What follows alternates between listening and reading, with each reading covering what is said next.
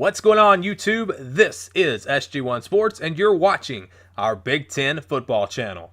Our 2019 college football schedule previews continue with the Indiana Hoosiers. You can see their schedule on your screen. A team that just missed out on a bowl game last year. They were 5-7.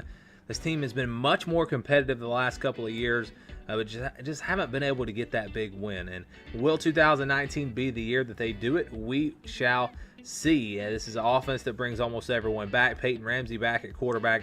Really one of the more underrated quarterbacks, I think, in the country.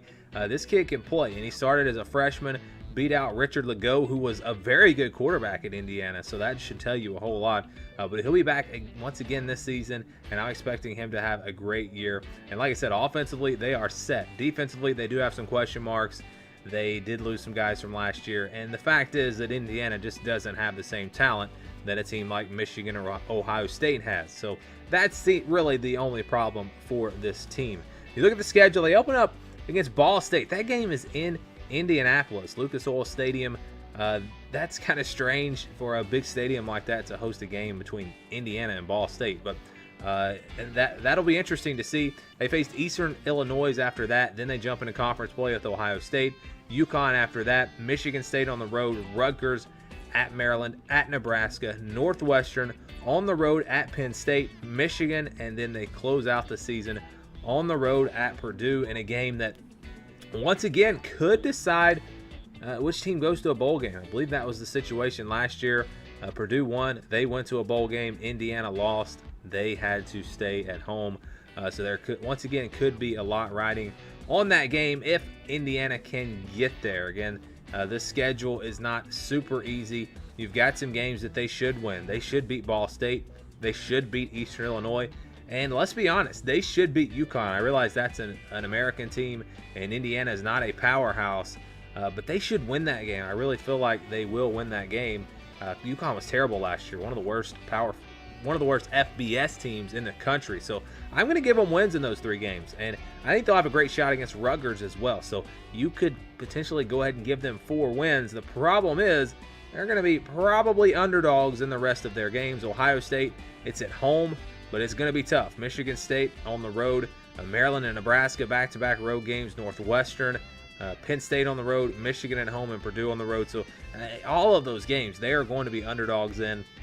I think best case scenario, you win these 3 games, you beat Rutgers, maybe pull off an upset against Northwestern at home, and then knock off somebody else, maybe Maryland, maybe Purdue.